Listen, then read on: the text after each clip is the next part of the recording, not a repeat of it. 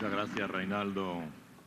Querido canciller Elías Jawa, queridos invitados, un saludo muy especial al presidente Fernando Lugo y a todos los invitados internacionales, obviamente, a todo el público.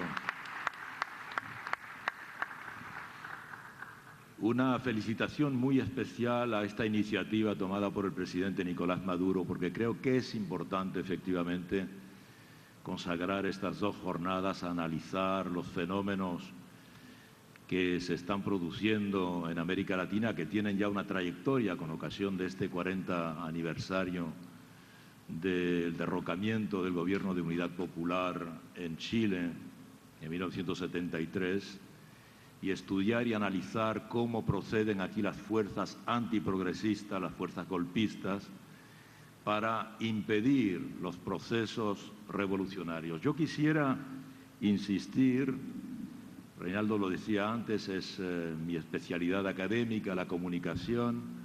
Yo quisiera insistir sobre el rol de los medios de comunicación en los golpes de Estado en América Latina, en particular en estos últimos años. La comunicación y la manipulación de la comunicación es una de las especialidades del fascismo. El fascismo, como saben ustedes, es una teoría política inventada por Mussolini en Italia, que toma el poder a principios de los años 1920. Y el propio Mussolini era el director de un periódico y utilizaba su periódico precisamente para conseguir movilizar a las masas, que era un poco el objetivo del fascismo, crear unas masas antiprogresistas y que aparentemente defendían también causas sociales. Mussolini venía del Partido Socialista, ¿verdad? Los nazis se llamaban nacionalsocialistas, socialistas nacionalistas, ¿verdad? Mantenían esta idea de que precisamente se podían alcanzar los mismos objetivos que querían los progresistas de izquierda, pero mediante el autoritarismo, mediante la supresión de la democracia, mediante la violencia reivindicada como tal, la violencia, ¿eh? Y evidentemente mediante el control del aparato del Estado. Mussolini, por ejemplo, es el que crea, nosotros tenemos, imagino todos nosotros, una gran admiración por el cine italiano. Mussolini es el que crea Cinecittà, es decir, los estudios cinematográficos cerca de Roma, donde se produce precisamente los noticieros, los documentales y el gran cine italiano a partir de los años 20, que luego evidentemente dará unas obras maestras después de la Segunda Guerra Mundial, cuando cae el fascismo. Igual ocurre en Alemania. Hitler imita a Mussolini. Hitler utiliza el mismo saludo que Mussolini. Mussolini se inspiraba de la historia de Italia, de la historia romana, para hacer el saludo con el brazo en alto.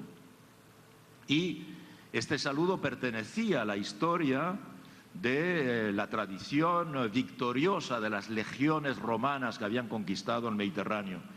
Y esto es una de las características también del fascismo, reivindicar el imperialismo, ¿verdad? La conquista militar de los países vecinos o lejanos, y también la soyuzgación, la sumisión, someter a los países dominados. Pero Hitler, que no pertenece a esa tradición romana, sin embargo, adopta el mismo signo de saludo con el brazo en alto, que se llama el saludo imperial romano, y se inspira también de la organización. Los fascistas llevan uniformes, ¿verdad?